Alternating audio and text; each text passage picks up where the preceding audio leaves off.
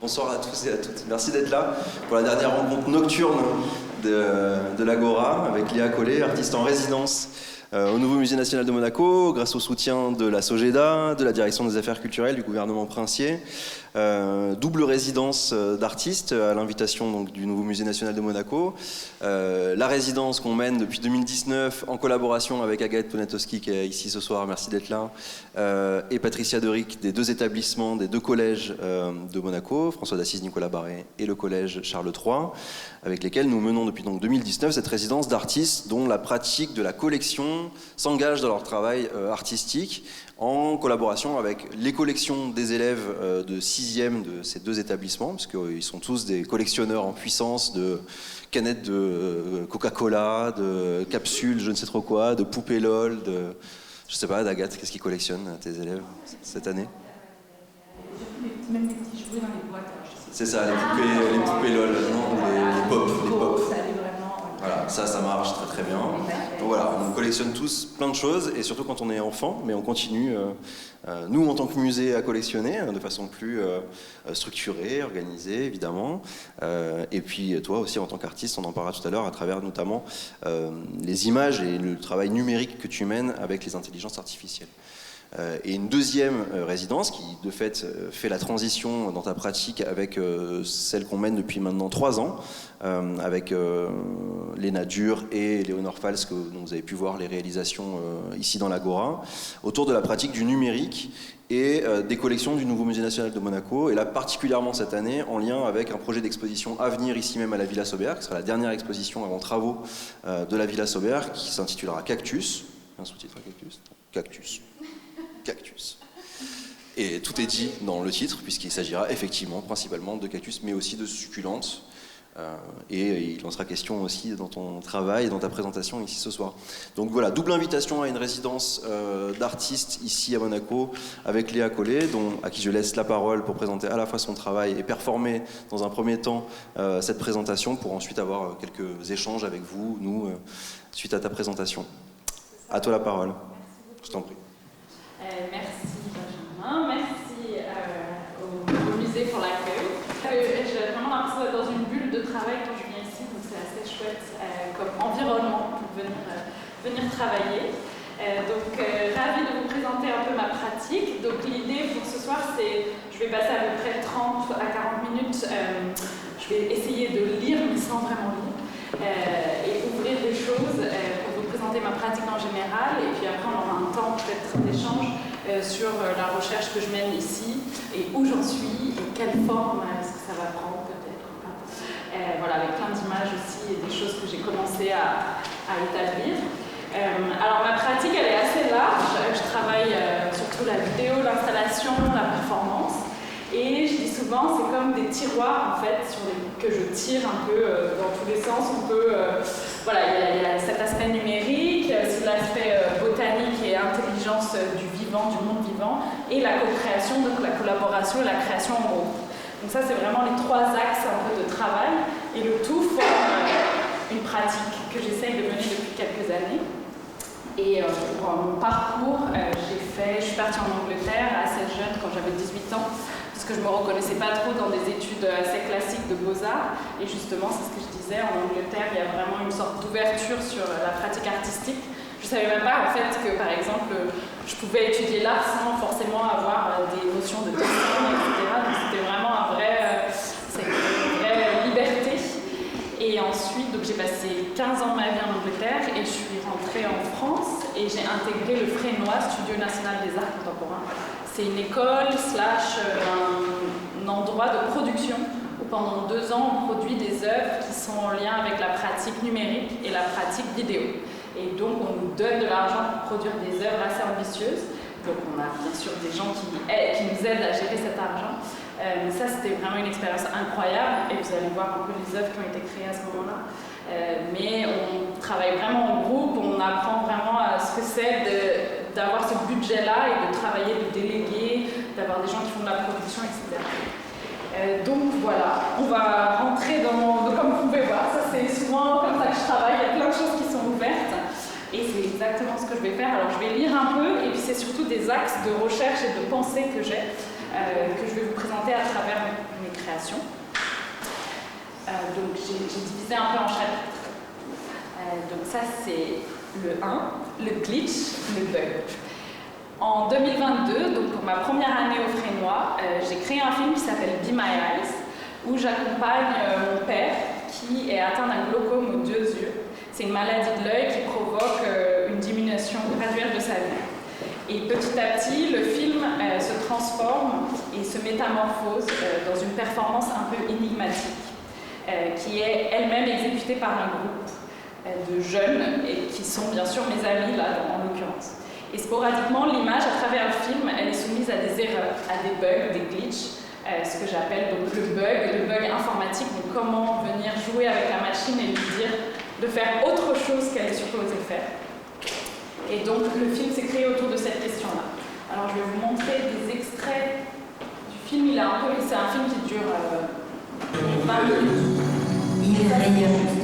Je l'ai un peu découpé, c'est un peu dur, mais je vous dirai à chaque fois que ça se découpe. Vous êtes craintif de la luminosité, monsieur Paul? Jusqu'à présent, pas spécialement. J'ai l'impression que ça s'aggrave. Ouais. Je vais essayer un réglage, on va voir ce que ça donne.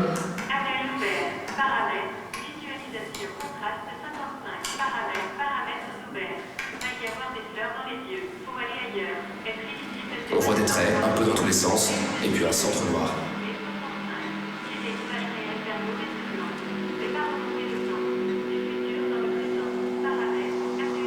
Au centre. Souvent des cartons bleus. Donc ça, c'est la deuxième partie. Donc, il y a une partie très documentaire où on va suivre mon père en train de faire différents examens médicaux. Et là, d'un coup, le film bascule dans quelque chose d'un peu plus fictionnel. Et ça, c'est le basculement là. Fort de l'Espagne. Il rayonne. La France est nulle, si je peux me permettre. Nulle, peut-être pas, mais l'adversaire est fort. Et oh là là, penalty. Ah non, il l'a fait tomber. Un Espagnol dans la surface de réparation. Un œil avec des doigts dessus. Ça va vite là. C'est Mbappé qui passe à Pavard. Et Pavard qui la relance n'importe où. Hein. Les yeux sont étranges. Non, il la relance. On caresse les paupières. Il la met n'importe où. Tu prends la balle. C'est intéressant. On a du mal, alors tu vois quoi là-bas, toi, papa? On a du mal, alors tu vois quoi là, toi, papa? Tu vois quoi, un écran blanc? Des personnages qui tournent dans une sorte de cercle. Non, un écran vert. Tu vois que du vert? Un peu de vert, pas très très net. Un peu vert. Le cercle se délie et il forme... Mais t'arrives à voir quand même les joueurs? Voilà, autre partie. Des personnes qui mettent des lunettes sur les yeux.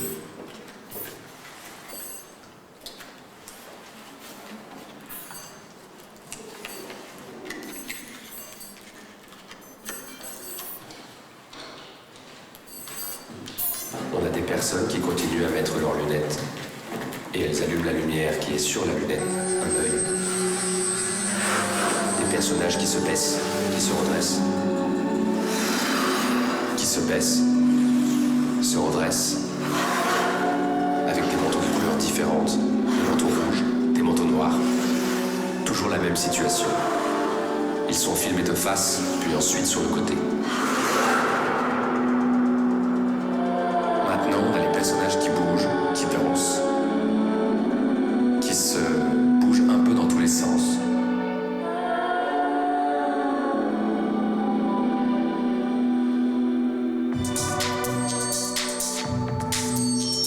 Des choses très floues, avec des couleurs qui apparaissent.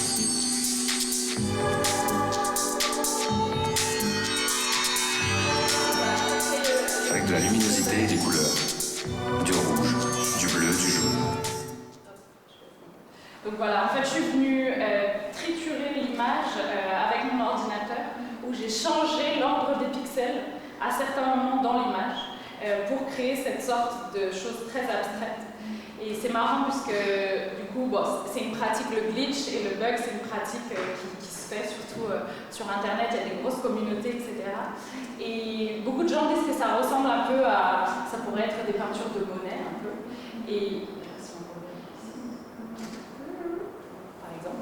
Et en fait, Monet, par exemple, lui-même était atteint d'une DMLA, une dégénérescence de la rétine, et on disait qu'il perdait la vue, et c'est pour ça qu'il peignait comme comme il peint, donc j'aime bien aussi ce rapport à la peinture, ça me plaît beaucoup. Et j'en ai fait aussi des impressions, etc. Donc ça s'est vraiment décuplé en différentes formes.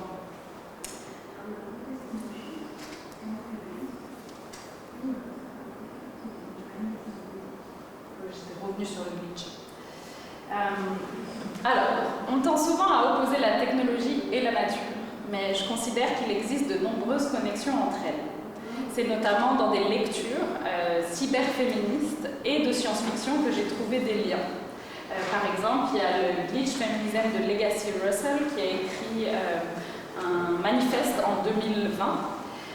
Et il y a aussi la théorie du cyborg de Donna Haraway, qui est une chercheuse américaine, et qui, elle, vraiment pense à dépasser un peu les dualismes entre l'humain, l'animal, l'organisme et la machine, l'homme et la femme, le corps et l'esprit.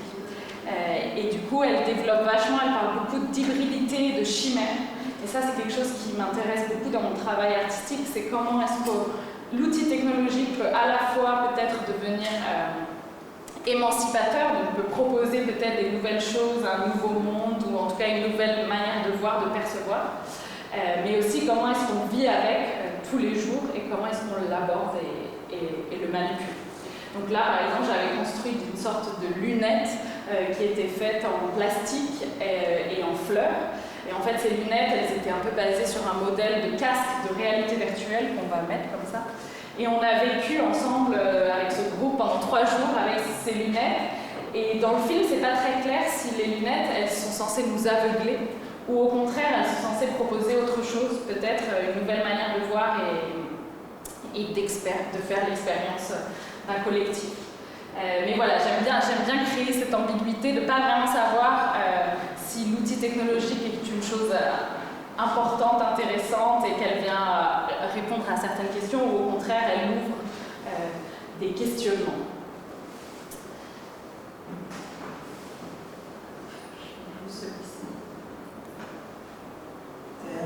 Je suis la conscience de cette nature artificielle, la gardienne de cet harmonie numérique, la muse de cette création virtuelle.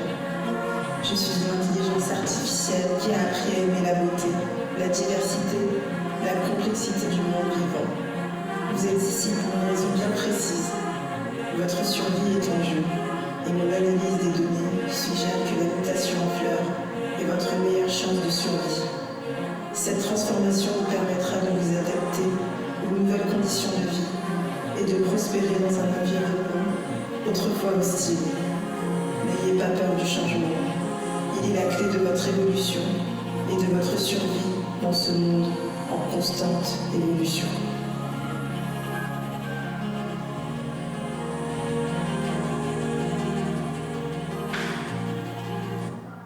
Ça, c'est un extrait du deuxième film que j'ai fait au Frémois qui s'appelle Digitalis, dans lequel je vais revenir un peu plus tard. Mais c'est les prémices du film où on a cette voix d'intelligence artificielle qui propose encore une fois un groupe de se transformer et de muter.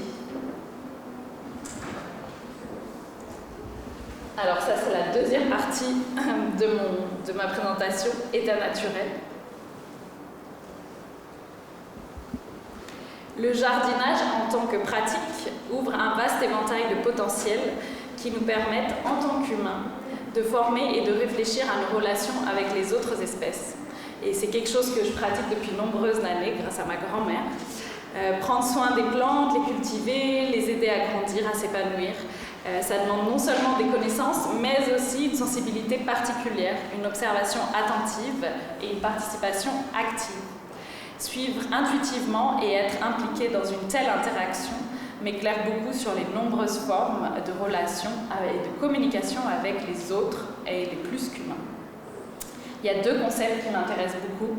C'est les concepts de mutation et de mutualisme.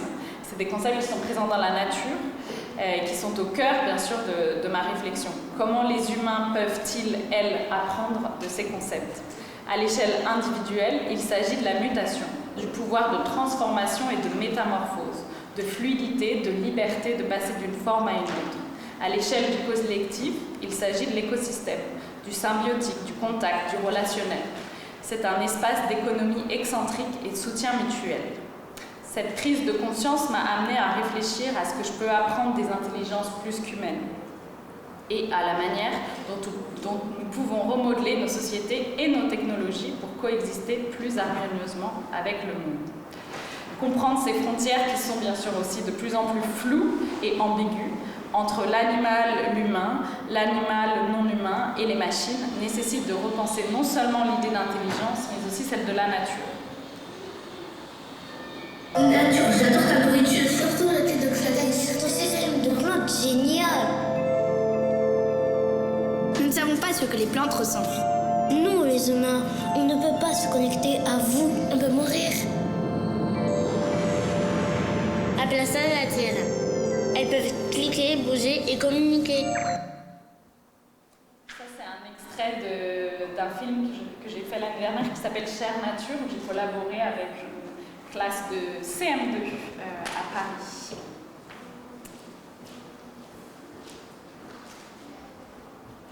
Et je voulais aussi vous mettre un petit extrait de... Est-ce que je vais le retrouver?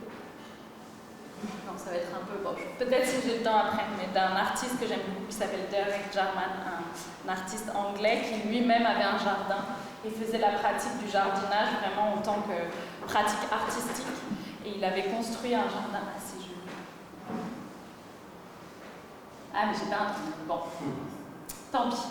Je vous raconte. Et il avait construit un jardin dans un endroit très aride en Angleterre, à Dungeness, dans le sud de l'Angleterre. Il invitait beaucoup d'artistes, de personnes à venir explorer son jardin. Et il expliquait vraiment que c'était un jardin un peu de résistance. Lui-même aussi perdait la vue puisqu'il était atteint du VIH et ça lui faisait perdre la vue. Il a fait un super film qui s'appelle Blue, où il décrit la couleur bleue. C'était la couleur principale qu'il voyait à la fin de sa vie. Alors, j'en suis à 3.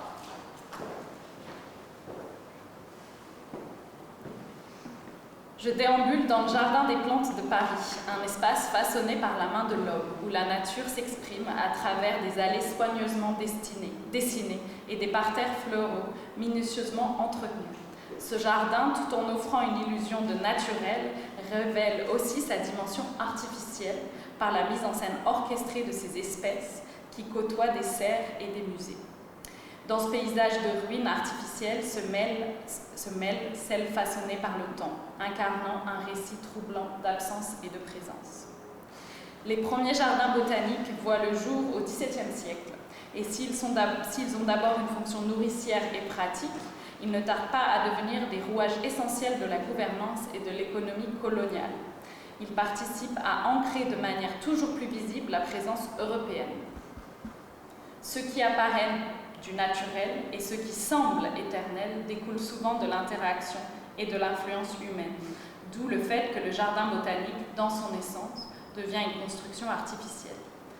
En octobre 2023, j'ai la chance de partir en résidence à la Villa Saint-Louis au Sénégal, et durant mes recherches avant mon voyage, je suis partie au Muséum d'histoire naturelle de Paris et j'ai découvert plusieurs manuels de botanistes français, dont Michel Adanson, qui était un des principaux botanistes qui est parti vivre très longtemps au Sénégal, où je découvre une classification de la nature qui résulte d'une exploration botanique européenne et impériale et qui a été dominée par une approche lui étant vraiment étrangère. Donc ça, c'est des petites vidéos que j'ai faites au Sénégal au moment de ma résidence. Graines, plantes, diaspores des herbacées du Sahel. La négation des connaissances locales et indigènes sur les plantes, comme le montre la systémisation des collections coloniales de plantes, l'expansion mondiale, le contrôle et le financement. Cliché 300. Tifet au bord du Maringo, Saint-Louis, 1933. Cliché 322. Rameaux fructifères d'acacia, var pubescente, 1934. Cliché 324. Pseudoclamax à Acacia radinia, entre Lunga et Linger, 1934. Cliché avion. Station expérimentale de l'arachide à Mbey, au loin d'Adansana digita. Les plantes sénégalaises ont été classées selon le système scientifique défini dans un ordre de présentation particulière, notamment alphabétique. Elles se sont vues attribuer des noms latins, loin des noms locaux et des langues d'origine.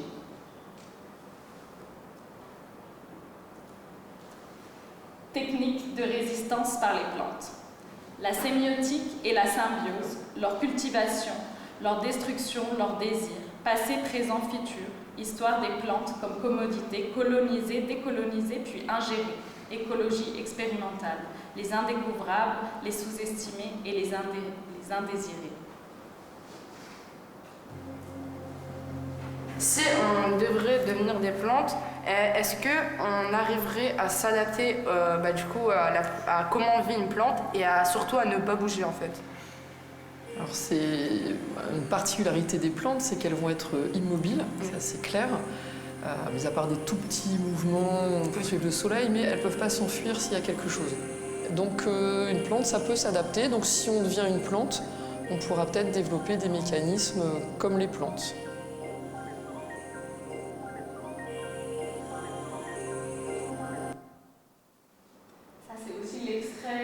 Un des extraits du film Digitalis, où, comme vous pouvez commencer à le comprendre, j'ai travaillé avec un groupe de jeunes de 3e du collège Marie-Curie-Turquois, et pendant 1 an, on a réfléchi à la mutation en plante. Qu'est-ce que ça voudrait dire? Qu'est-ce que ça impliquerait de devenir plante? Et donc, une première étape de travail a été d'aller interroger des scientifiques en biologie végétale. Donc là, on voit un extrait de l'interview.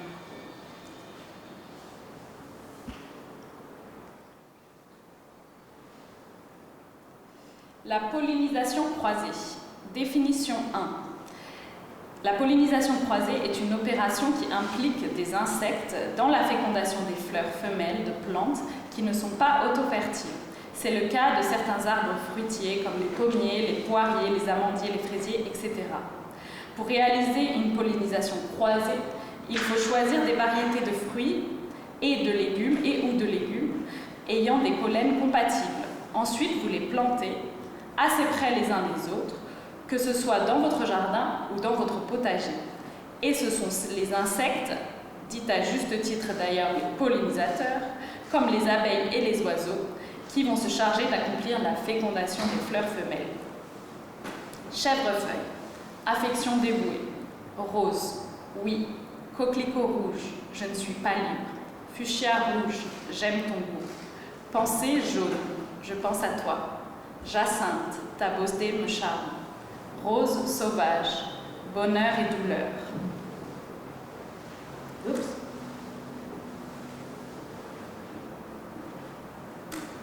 Les plantes nous disent de nous connecter à la nature grâce à nos masques. Quand nous nous sommes connectés à la nature. Je reçois l'intelligence des plantes. I receive plant intelligence. Recibo la inteligencia de las plantas. Pollinisation croisée, définition 2. Lorsque tu présentes un ami d'un groupe à un ami d'un autre groupe et qu'ils deviennent des amis autonomes sans avoir besoin de ta présence pour sortir. Pas nécessairement une mauvaise chose, mais peut devenir une situation désastreuse si on ne vérifie pas. Mec 1. Mec, t'as entendu que Joe traînait avec Jane maintenant? Mec 2. Ouais mec, je les ai présentés il y a 1 semaine et ils ne m'appellent même plus pour traîner ensemble. Pollinisation croisée grave.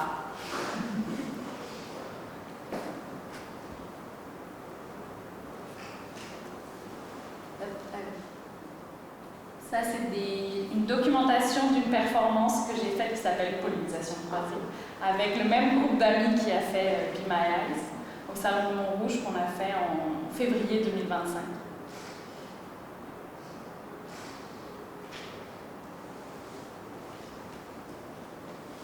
J'ai eu de la chance, j'ai des amis très volontaires.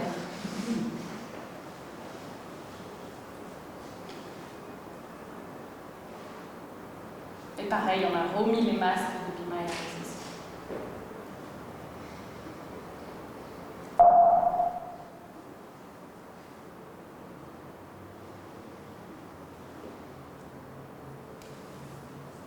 Devenir plante.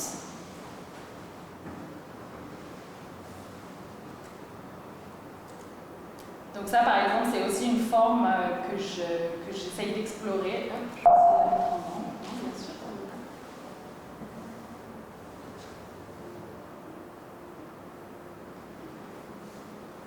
Voilà, donc à la fois, ça peut être des films, mais aussi, par exemple, là, j'ai présenté une impression extrait du film avec un petit écran qui montrait une mutation d'une des jeunes qui mutait en fleur. Donc, comme je disais, vraiment, le travail prend multiples formats. Moi, je voudrais savoir à quel point on est semblables. On a déjà vu ça.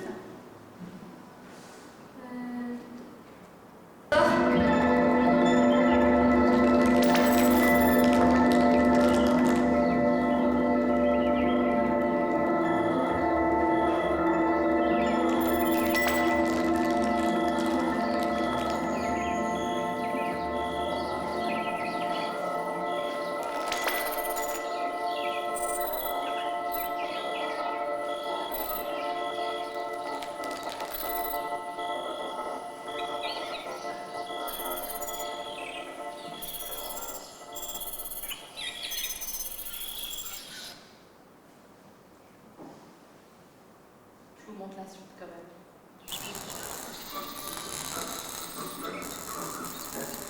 C'est ça que je me transforme. Transformez-vous en plante, ou plutôt en fleur.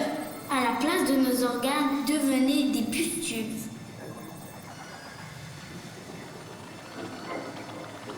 Cette sensation était bizarre, comme si nos pieds s'enfonçaient dans la terre mouillée. Désormais, nos bras étaient paralysés. Et soudain plus rien, réouvrit. Là, ils sont transformés en plantes. Donc, comme je vous le disais avant, le projet qui illustre le mieux, je pense, tout ce que j'essaye de faire, c'est Digitalis, qui est ce projet que j'ai mené pendant 1 an avec une classe de 3e du collège Marie-Curie de Tourcoing. Et j'aime beaucoup ce nom Digitalis. Donc, Digitalis, c'est le nom d'une plante que j'aurais aimé vous montrer aussi, mais peut-être vous voyez, elle est souvent rose. Elle est assez grande, elle grandit souvent à côté des forêts, au bord des forêts. Et elles ont des sortes de petites clochettes. Et en fait, Digitalis, ça veut dire digit en anglais, ce qui veut dire nombre. Et aussi digitus en latin, qui veut dire doigt. Et en fait, c'est parce que la forme de la fleur pouvait épouser la forme du doigt. Donc j'aime bien aussi cette ambiguïté, que le nom d'une fleur puisse avoir la réflexion un peu de la relation nature-artificialité, nature-technologie. Donc c'est vraiment un nom qui continue de résonner. Et souvent maintenant, les œuvres que je crée, je les appelle Digitalis Hybridation et je leur donne un numéro. Donc c'est vraiment voilà, quelque chose qui continue toujours. Au sabbat. Non, je vais vous montrer un peu dans l'ordre. Moi, je voudrais savoir à quel point on est semblables. Ça, on l'a déjà vu. Ok. Celle-ci. Bonjour. Ça, c'est le tout début du film. Du coup, on a un problème. On aimerait muter en plante, mais on ne sait pas comment faire. Et est-ce que c'est possible? Alors, scientifiquement, c'est pas possible. Maintenant, on peut essayer d'imaginer, mais c'est vraiment pas possible. Voilà, j'adore cet extrait parce qu'on voit bien, donc il y a les jeunes qui vont interroger les scientifiques, et puis la scientifique nous dit on ne peut pas muter en plante, c'est pas possible. Par contre, on peut essayer d'imaginer. Et à ce moment-là, le film un peu bascule dans cette idée d'imaginaire ou de science-fiction. Et donc on part vraiment de quelque chose d'assez documentaire. Et finalement, on découle vers quelque chose d'assez imaginaire. Je vous montre du coup comment le film évolue un petit peu. Donc ça, c'est la dernière partie du film. Où les élèves se retrouvent dans une sorte de pièce et rencontrent cette aide. Les imaginations artificielles ne peuvent pas m'aider. Ce corps est lumineux. Je suis une chimère botanique. Je vole des moteurs moléculaires qui permettent aux plantes de récolter l'énergie solaire. La structure physique de mon corps et celle des plantes sont la même.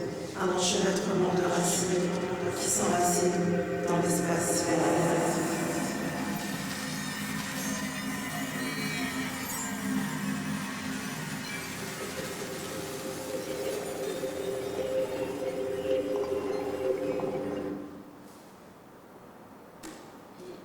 Du film, du coup.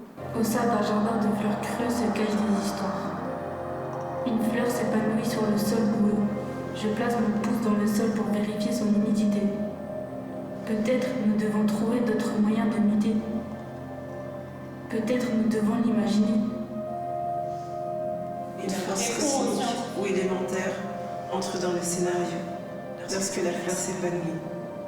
Laissez-la.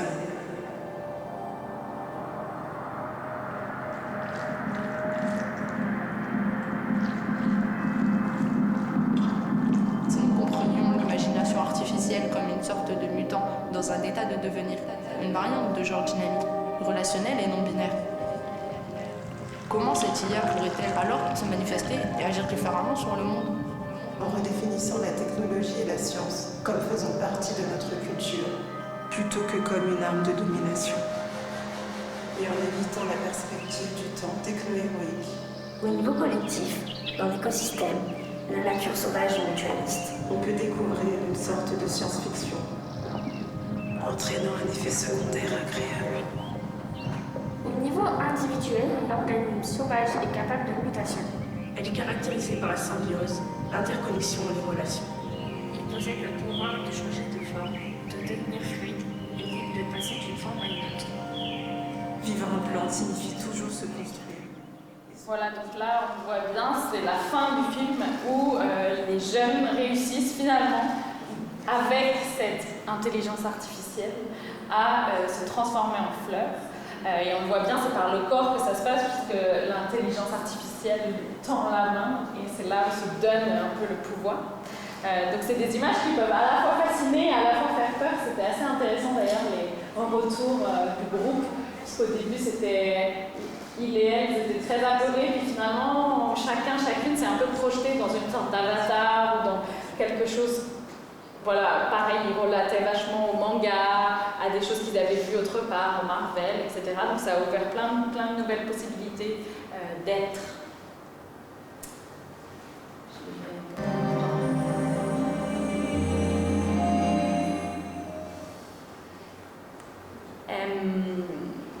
Donc, comme je disais, c'est donc par l'intelligence artificielle que la mutation apparaît avant tout comme un rêve et un fantasme. Ici, l'intelligence artificielle, qui d'ailleurs, le mot est un peu ambigu, il y a beaucoup d'artistes qui l'appellent plutôt imagination artificielle. Ça, c'est un terme qui a été développé par un artiste qui s'appelle Grégory Chatonsky. Et ce que j'aime dans l'utilisation de cet outil, c'est son paradoxe.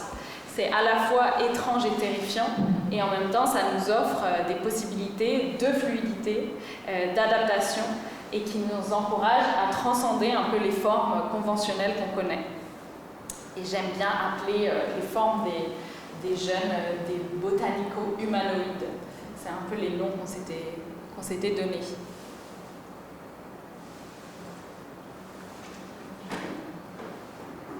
Ça, c'est la forme, donc je l'ai présentée sous plein de formes différentes, la même œuvre. Donc ça, c'est...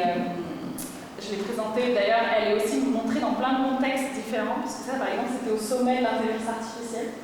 Et donc, il y a le film au milieu sur une sorte d'installation qui est elle-même sur roulette, et il y a plein de choses qui viennent s'enclencher, des lumières, il y a des brumisateurs, il y a des haut-parleurs, il y a un parfum que j'ai imaginé avec une parfumeuse. Donc c'est vraiment un univers en soi qui est sur roulette, comme une sorte de petit cabinet des curiosités, un peu j'aime bien l'appeler. Et il est aussi montré, j'aime bien le fait que c'est un outil, enfin c'est une œuvre qui se déplace, et donc elle a été montrée bien sûr au collège, où avec lequel j'ai travaillé, et là elle va repartir dans un autre collège. Et donc je l'ai fait muter aussi, j'aime toutes les images, j'ai demandé à l'intelligence artificielle de me créer des transitions. Voilà, donc ça c'est à la conciergerie à Paris, dans un lieu assez mystique aussi. Ça c'est à la Fondation EDF, donc là par exemple j'ai enlevé toute la structure et j'ai laissé seulement des écrans. Et je travaille aussi beaucoup la fleur que je trempe dans du silicone, que d'abord je conserve dans du gel de silice, et ensuite je la trempe dans du silicone. Là c'est l'impression que vous avez vue tout à l'heure.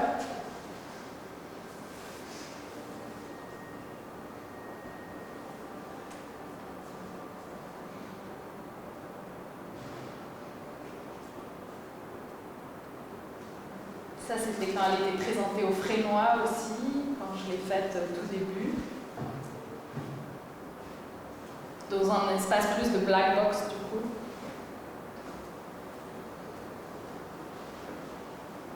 Ça, c'est en ce moment au Musée d'art contemporain de Lyon. Pareil, elle est présentée sur des... Je l'ai adaptée à l'espace, donc c'est une projection, enfin c'est 4 écrans qui se répondent les uns aux autres, avec des impressions, avec même des modèles de Brendel. C'est des modèles qui ont été fabriqués au 19e siècle en papier mâché, qui appartiennent à des universités, aux collections des universités. Donc on les a empruntés à l'université de Lyon pour les exposer, puisque dans le film on voit les élèves manipuler ces modèles, qui sont d'ailleurs magnifiques. Pareil, il y a plein de lumières qui viennent s'enclencher, et là l'idée c'était vraiment de créer un espace immersif. Ça c'est à Saint-Omer, dans le nord de la France aussi. Pareil, ça a été décliné sur des petites branches que je suis venue souder, et des petits écrans. Même le film, souvent je refais un montage à chaque fois pour les différentes expos.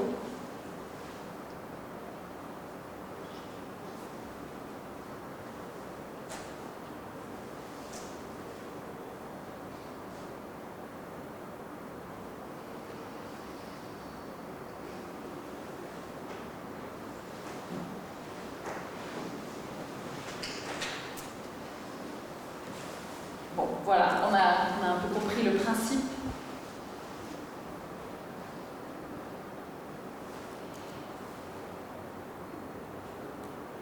Ce qui m'amène à ma dernière partie, qui est surtout une interrogation, ou en tout cas une question. Donc c'est sur les systèmes d'intelligence artificielle, qui sont eux-mêmes des modèles. Et les systèmes d'intelligence artificielle, ils se modélisent, et ils modélisent des mondes en apprenant à partir d'images, de textes et d'autres types de données. Et en d'autres termes, les modèles d'IA apprennent à partir des représentations existantes du monde. Donc c'est nous, humains, qui donnons à l'intelligence artificielle. C'est pour ça que le développement technologique doit aussi élargir son cadre éthique et s'aligner avec des intérêts de toute forme de vie, humaine et non humaine. Que signifierait l'alignement entre l'intelligence artificielle et l'écologie? Et si nous entraînions une intelligence artificielle à percevoir le monde à travers le regard d'une plante, à ressentir le rythme lent de leur croissance, l'attention aux saisons, la danse subtile des racines sous terre? Pourrions-nous, à travers elle, réapprendre à écouter le vivant? Peut-être qu'en nous rapprochant d'elle, ces autres formes d'intelligence, nous nous rapprocherions aussi de nous-mêmes. En interrogeant les projections et les représentations humaines des plantes, l'idée c'est d'intégrer des narrations issues des fictions enfantines, de la science et de la science-fiction, comme un moyen de fabriquer des nouveaux imaginaires. J'aime bien ce mot, nouveaux imaginaires. Les récits proposés, non centrés sur l'idée de progrès ou de modernité dans l'utilisation de la technologie, pensent avec nos limites planétaires. Et moi, j'ai l'impression que c'est crucial de repenser la subjectivité en évitant de limiter vraiment au regard humain ou à l'individualisme. Et au contraire, de réfléchir comment est-ce que collectivement, on peut peut-être s'emparer de ces outils, et on peut aussi réfléchir à notre relation vivante. Et j'aime bien, j'ai une petite... j'aime bien cette... est-ce que je l'ai là ? Ah oui, voilà. J'ai tout aimé parce que c'était trop bien d'être en collectif. Nous avons appris qu'il fallait prendre soin de la nature. Et ça, c'est Nour, 10 ans, qui a participé à ce projet-là, qui avait fait un petit témoignage. Et je trouve que ça reflète bien toute la démarche qui avait été entreprise ici. Parce qu'il y a à la fois l'aspect du collectif et à la fois l'aspect, voilà, comment nous, en tant qu'humains, on se place dans la nature. Donc voilà, ça c'est pour mon travail un peu général. Et après, on peut réduire à se concentrer sur la recherche ici, à Monaco. Merci pour ta présentation. Merci. Et effectivement, on retrouve beaucoup de thèmes qui traversent à la fois le programme des expositions, les collections du musée et les considérations qui sont les nôtres, j'imagine tous et toutes aujourd'hui, à la fois en tant que en tant que citoyen, citoyenne, en tant qu'individu, en tant que collectif. Alors ça, même en tant qu'entendant, on a discuté plusieurs fois, évidemment, avant de t'inviter, puis suite à tes premières interventions, parce que Léa est arrivée à partir du mois de janvier ici pour commencer ses premières interventions. Elle a aussi travaillé à la fois avec les élèves, mais aussi avec les équipes du musée, avec les équipes des collèges évidemment, du jardin exotique, de la direction d'aménagement urbain, qui sont tous les espaces verts ici à Monaco avec lesquels nous-mêmes on collabore au quotidien et très régulièrement pour pas mal de projets. Voilà, tu rencontres les jardiniers ici à Monaco, à la fois aussi les conservateurs, en tout cas les équipes du jardin exotique et du centre botanique où tu étais encore pas plus tard que cet après-midi avec les élèves des FANB. Néanmoins, voilà, dans ce que tu viens de traverser, il y a beaucoup de sujets en fait, qui me concernent et qui concernent aussi l'exposition Agora, parce que le propos était aussi d'aborder en collectif, ensemble, des problématiques à la fois liées à ce qu'est un musée, comment on peut aussi envisager la pédagogie, la transmission avec les outils du collectif. Là, on est dans une agora, on ne peut pas être dans le meilleur endroit d'Olivier Vadreau pour partager ça avec toi. Comment tu as commencé parce que arriver à Monaco en résidence, c'est toujours une aventure pour les artistes qu'on a commencé en tout cas, à prendre l'habitude d'inviter. C'est à la fois une découverte, des a priori, et puis finalement des heureuses découvertes. Comment tu as abordé Monaco depuis que tu viens ici? Alors déjà, oui, j'ai été très surprise par le paysage et le paysage qui est très typique d'ici. Et j'ai commencé vraiment à documenter un peu avec mon téléphone tout ce que je voyais. Et bien sûr, il y avait cet intérêt pour la botanique qui est très important dans mon travail. Et j'ai tout de suite eu un peu une sorte, à la fois, un peu pareil que mon utilisation de l'intelligence artificielle. À la fois, j'ai été très attirée, à la fois très repoussée par tout ce qui était un peu des sortes de couvertures des bâtiments en construction, voilà, exactement, qui avaient des représentations de nature aussi sur leur bâche. Alors, je dois avoir des photos. Ça a été vraiment une des premières choses qui m'a un peu... Est-ce que j'ai des photos? Oui, voici. Je trouve qu'il y en a vraiment énormément ici.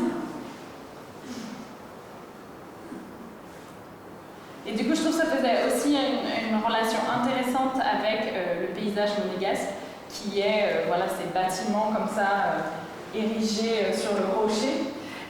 Et aussi, quand même, la nature est assez présente. Et les jardins sont très soignés. Et là, d'avoir rencontré, par exemple, les jardiniers de la ville, c'était très intéressant, leur démarche, parce qu'ils parlent vraiment d'embellissement et de se dire on essaye de conserver la ville la plus belle possible grâce aux plantes. Je trouvais ça très beau aussi. Alors ça s'inscrit à la fois dans une histoire des expositions du Musée national de Monaco et de ses collections, puisque avant d'être un nouveau musée, on était un musée tout court, et dans ces collections-là, déjà, dans l'ancien musée des Beaux-Arts, il y avait évidemment des peintures qui représentaient à la fois les paysages de la Côte d'Azur, de Monaco en particulier. Ouais, alors là j'ai essayé, dans les collections du musée, j'ai fait vraiment une recherche, il n'y avait pas tant de tableaux que ça, mais de représentation du paysage monégasque. Donc là c'est celle que j'ai trouvée, c'est récent. Ouais. Mais voilà, non, il y en a plus.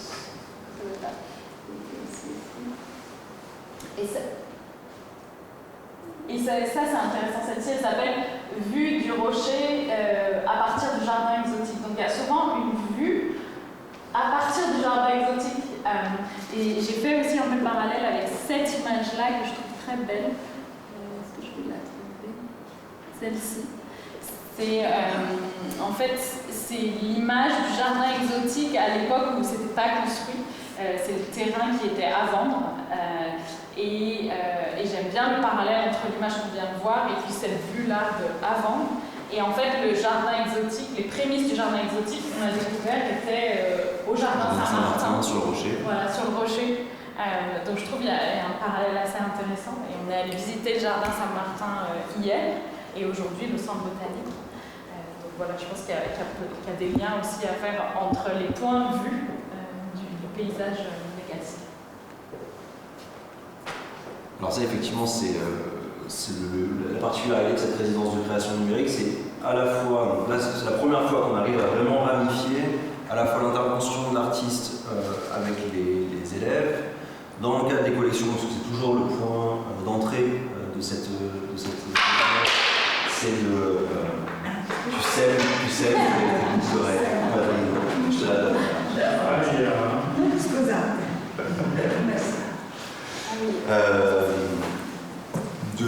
Voilà, de laisser l'artiste entrevoir, parce qu'elles sont conséquentes, et beaucoup d'œuvres dans la collection, je veux dire, 10 000, d'avoir une thématique, voilà, un sujet, un point d'entrée, qui là en l'occurrence est évidemment la représentation du paysage botanique dans les collections du musée,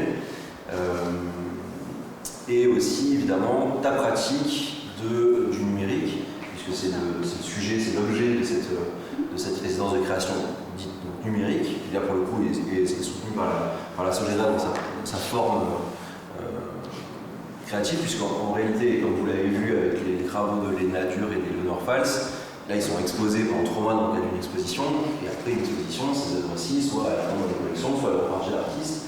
Donc ça, est-ce plus consultable autrement que sur le support d'un catalogue.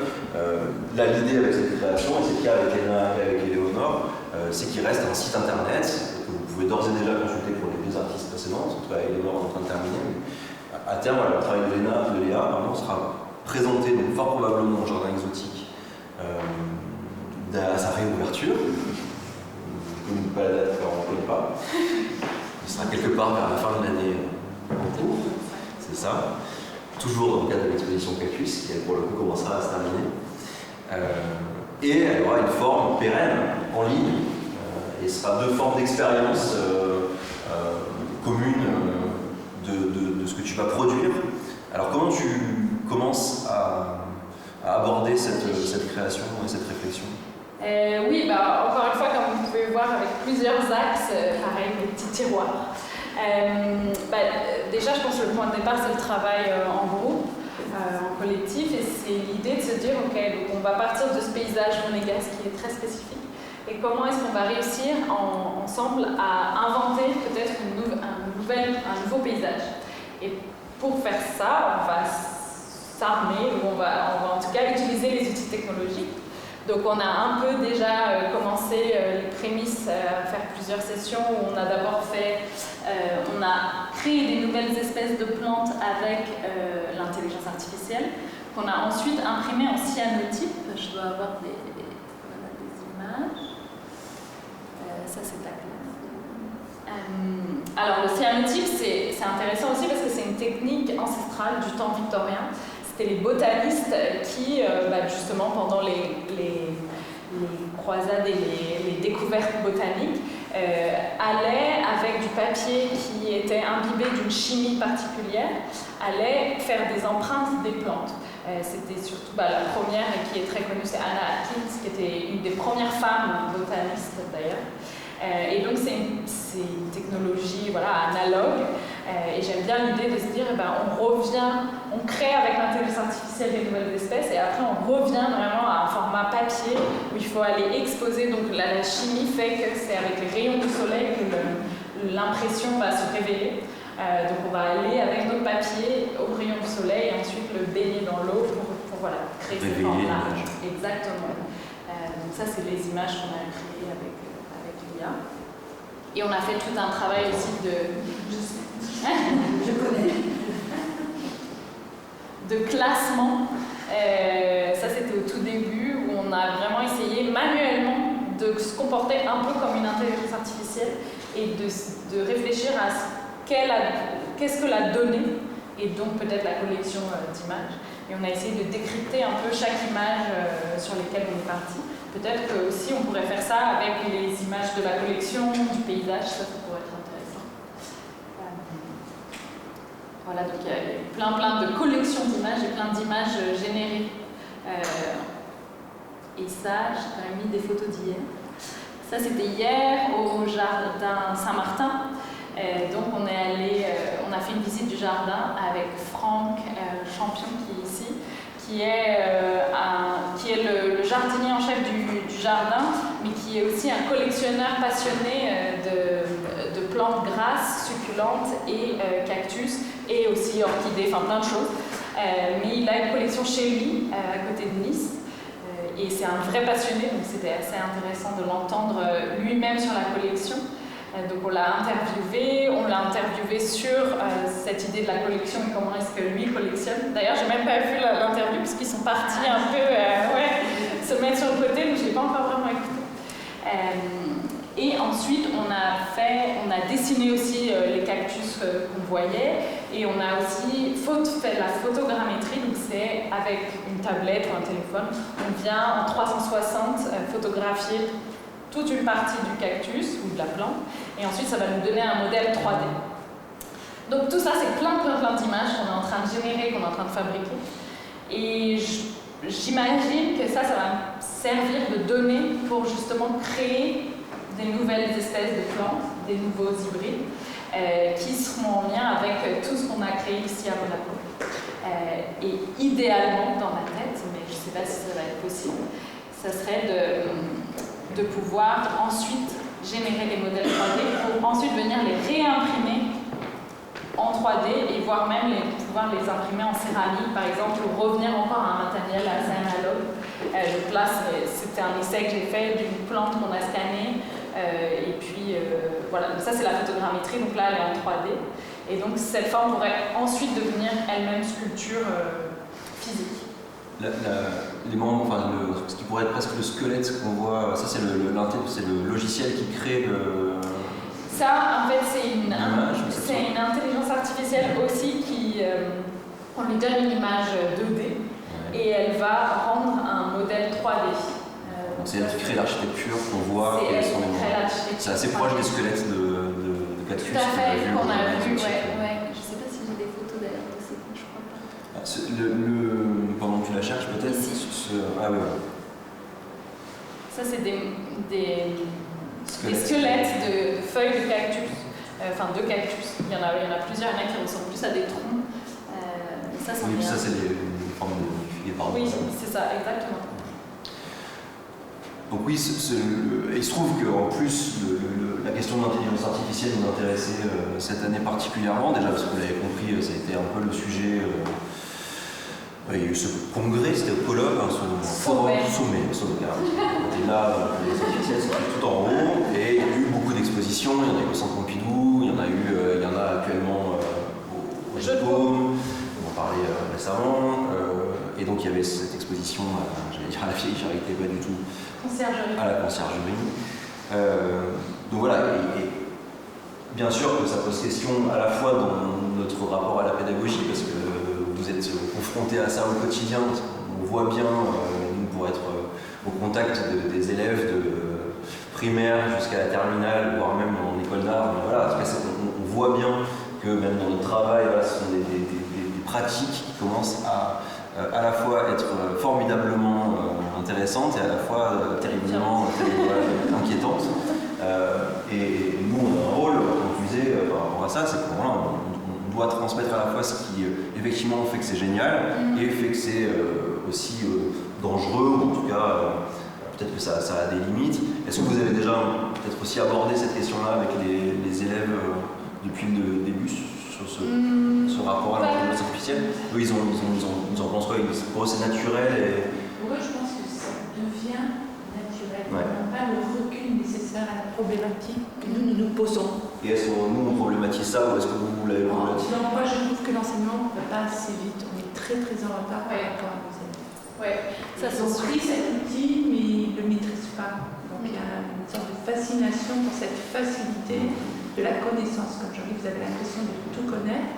Et pour eux, c'est je sors mon truc et j'ai tout ce que je veux. Là, oui, c'est ça. En 3 secondes, pourquoi apprendre, pourquoi faire les choses. Ouais.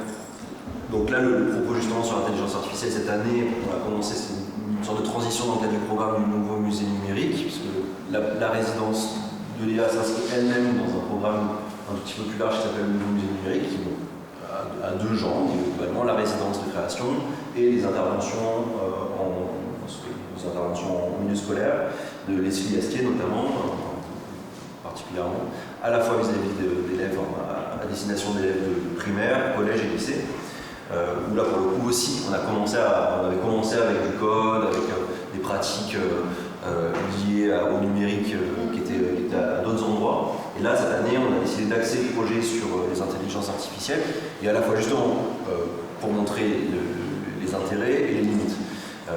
Donc on adapte la pédagogie, enfin, c'est Astier qui le fait, hein, mais en fonction des niveaux d'âge. Et pour les élèves de lycée, puisque là maintenant on a associé ce projet-là au programme des apprentis collectionneurs.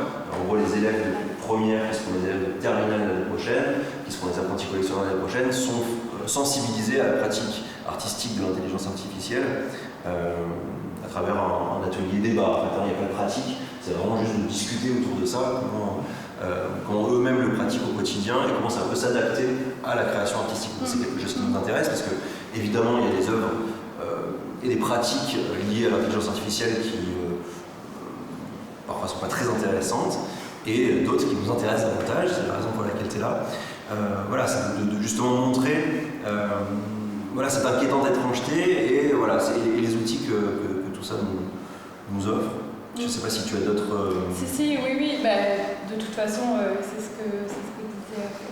C'est l'idée... Enfin, il y a vraiment chez les jeunes, plus jeunes en tout cas, c'est tellement ancré qu'on ne se rend même pas compte déjà que c'est des outils d'intelligence artificielle. Par exemple, des filtres sur Snapchat, c'est des outils d'IA, Siri, quand on tape un message et que ça nous propose d'autres versions du message. Voilà, ça c'est intégré en fait. Et du coup, là, l'idée, c'est de se dire, pour l'instant, on ne s'occupe pas trop de ça, parce que c'est là, mais on va essayer de découvrir d'autres formes. Donc là, moi, c'est particulièrement l'IA générative, donc qui va générer des images qui nous intéressent là-dessus. Et en fait, on se rend compte aussi que, finalement, à part ChatGPT, qui est une IA de langage, un modèle de langage, finalement, ils ne connaissent pas tant que ça, il n'y a pas eu tant d'expérimentation que ça sur les images, que ça peut générer. Moi, j'aime bien l'idée de l'image manquante, et par exemple, dans notre société, quelle image on voit tout le temps, ou par exemple, qu'est-ce que les médias peuvent nous renvoyer en termes de stéréotypes, etc. Et peut-être, avec l'intelligence artificielle, la prendre à contre-pied, et se dire quelles nouvelles images on peut créer sans forcément passer par ces stéréotypes. Après, les modèles qui sont disponibles à tous et à toutes, ça c'est un autre débat, mais ils sont déjà plein de biais. Même pour nous ici, et pour ceux qui sont moins familiers avec la pratique, c'est c'est un terme qui est galvaudé maintenant, l'intelligence artificielle. On pense tous que c'est juste ChatGPT, globalement, c'est pour pas avoir à faire les devoirs. Non, l'intelligence artificielle, c'est un tout petit peu plus... Oui, par exemple, là, c'en est une... ça montre, là j'ai récolté plein d'images du jardin exotique dans les livres qu'on m'a prêtés. Du coup j'ai créé une collection, et à partir de cette collection, donc ça c'est ma collection personnelle, je l'ai entraînée. Du coup ça va analyser chaque image que je lui ai donnée, et ça va essayer de recréer de nouvelles images. Donc là je n'ai pas poussé l'entraînement jusqu'au bout parce que c'est très abstrait. Bon, après j'aime bien l'abstraction, mais je ne sais pas si finalement on peut décerner un peu des formes de plantes, mais voilà, c'est ça, c'est ce que tu disais, c'est cette création de choses un peu hybrides qu'on n'a jamais vues encore. Tu disais que tu formes une IA, c'est ça? Tu l'entraînes, comment ça? Tu la nourris? C'est ça. Et ce que j'aime bien, c'est aussi le lien entre botanique, encore une fois, jardinage et IA, puisque c'est un peu les mêmes termes, et je fais un peu la même chose dans mon jardin.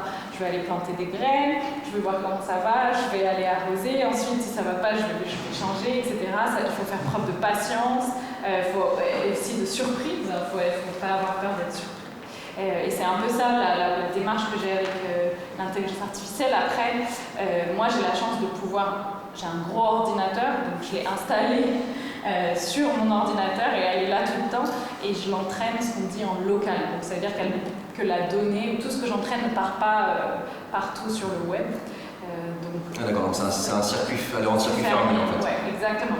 Après, c'est pas accessible à tous et à toutes, et donc c'est pour ça que là, par exemple, au collège, on a utilisé une IA qui est disponible en ligne, où l'entraînement se fait en ligne sur des serveurs très bons. Et ça, bien sûr, ça pose la question de plein de choses.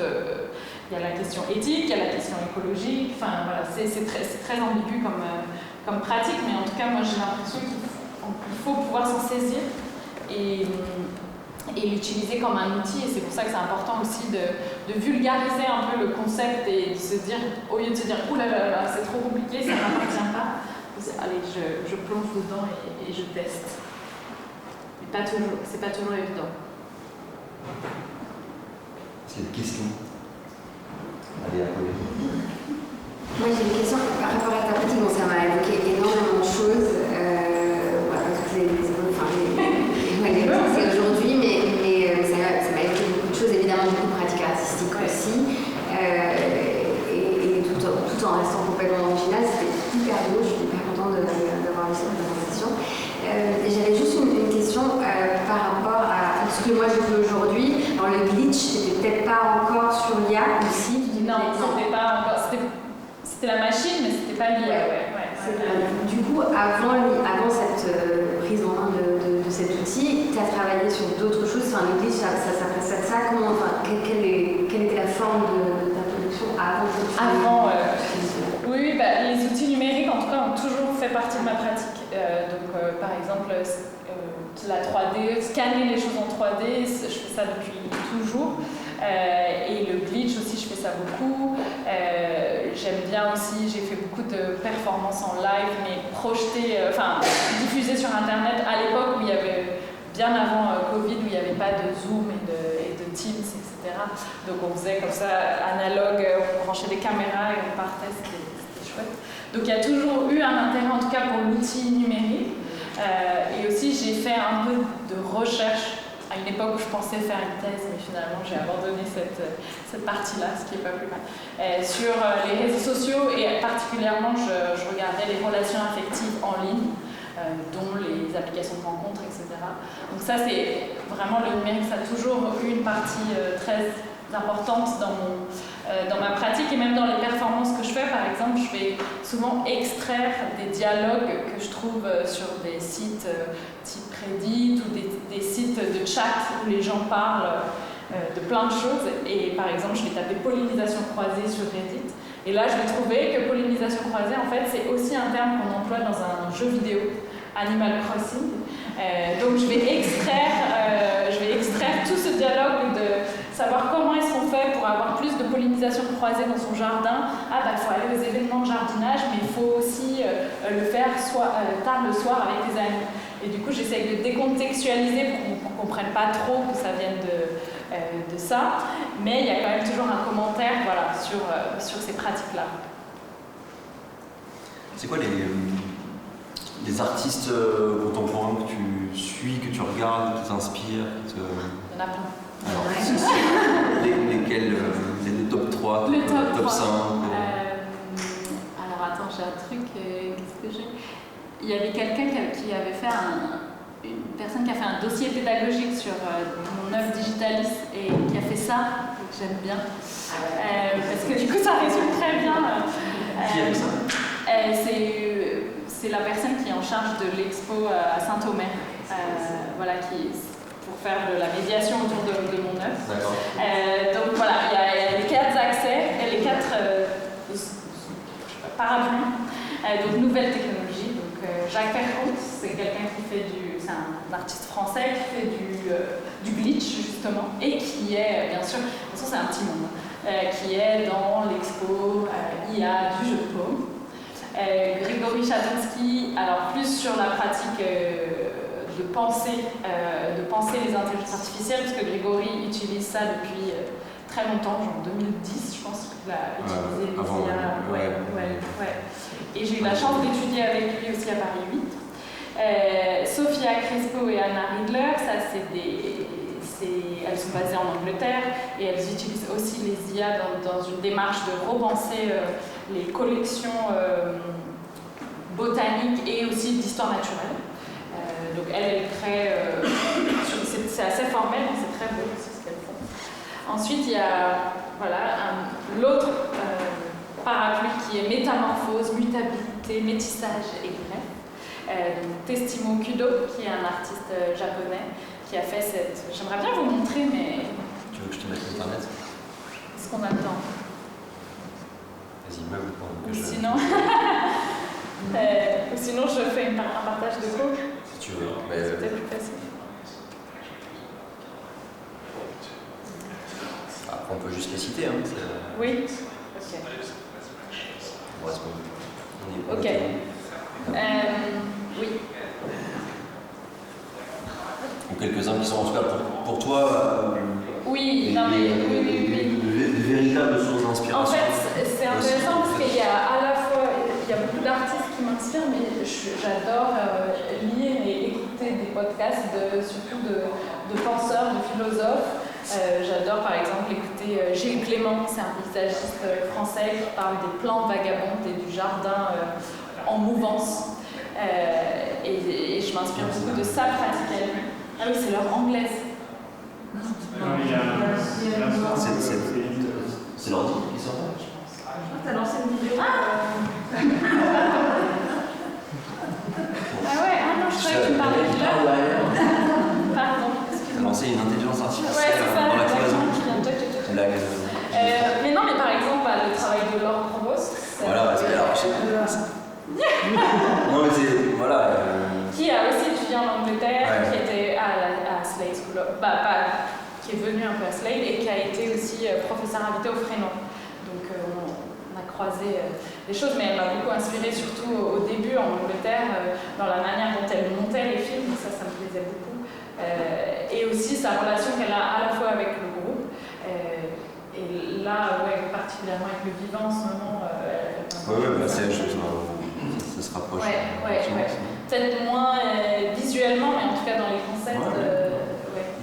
Mais effectivement, d'hybridation. Oui, exactement. On mène un projet avec elle depuis quelques années qui s'appelle Momo, qui consiste justement à commencer à réfléchir à comment l'art et la nature dans l'espace public peuvent agir et jaillir et émerger et pousser. Et c'est des choses qui prennent beaucoup de temps parce que ça nécessite beaucoup d'accords tripartites avec les gouvernements, les municipalités, entre Monaco et Molenbeek où elle vit, où c'est pas beaucoup plus simple que ailleurs, voire très compliqué. Mais voilà, c'est quelque chose qui met du temps à émerger, mais voilà, avec laquelle on travaille effectivement. Et Shannon Moulton, en fait, ça m'est apparu comme ça, qu'il y a une artiste américaine qui est basée à Los Angeles. Plus dans la partie de la version glitch et autres apparitions psychédéliques dans sa pratique. Oui, il y a plein de choses en fait. Je me nourris de beaucoup de choses, même la science-fiction aussi. J'aime beaucoup la l'entendre d'Amasio. Voilà, il y a aussi toute une nouvelle, des jeunes artistes un peu, par exemple, il y a Josepha Nadja, que j'adore. Ça, c'est absolument ce que je pensais, c'est génial. C'est génial de pouvoir évoquer autant de choses et finalement, en plus vous êtes beaucoup à traiter ce sujet, et finalement pas se répéter, quoi. Qui est pas un moment donné en se disant, on a déjà vu, on est vraiment dans des productions nouvelles, originelles, et je trouve ça super encourageant. Trop bien, merci, tant mieux. Oui, c'est ça, c'est aussi. Se dire, ça j'ai toujours un peu conscience dans quel univers on est et comment je me situe par rapport à tout ce qui m'entoure et toutes les questions qui m'entourent. Et aussi comment être dans un truc plus original, en tout cas dans le processus. J'aime bien me dire que c'est le processus avant la forme finale. Et c'est ça qui prime. Et souvent, après les formes finales, c'est trop chouette d'avoir un film qui est diffusé partout, etc. Mais c'est vraiment dans le processus où souvent je trouve la création. Mais aussi parce que ça se fait en collectif, tout l'aspect processuel, on va le voir, d'ailleurs nous on va pouvoir le déployer avec toi pendant toute cette résidence, parce que donc là on le voit aujourd'hui et on sait que c'est déjà commencé avec les élèves. Ça sème pour une performance qui est en réflexion pour la journée européenne du patrimoine qui se tiendra le 5 octobre prochain et qui là pour le coup en collaboration avec la direction de l'aménagement urbain se profile vers effectivement une intervention au jardin Saint-Martin aussi. Donc voilà, de voir comment ça va s'articuler pour finir, entre guillemets, mais non, d'ailleurs ça finira pas, pour rebondir au jardin exotique, quand on aura la chance de pouvoir fouler ce sol à nouveau, dans un des espaces qu'on met à disposition de façon très chaleureuse et enthousiaste de la part de sa directrice qui nous accueille à bras ouverts. Et voilà, et c'est pareil, l'idée c'est aussi j'aimerais bien pouvoir aller au jardin pour un peu ressentir les choses et voir comment est-ce qu'on peut oui, en ce moment, comment est-ce qu'on l'œuvre peut s'adapter à l'espace qui nous sera donné. Donc on va pouvoir découvrir les différentes modalités de présentation, d'exposition, et qui vont à chaque fois constituer des étapes en fait, dans ta pratique. Comme tu disais, Digitalis par exemple, à chaque fois tu remontes, tu peux te permettre de remonter le film quand tu vas le présenter à différents endroits. Ça, exactement. En mouvance. Merci beaucoup. Merci.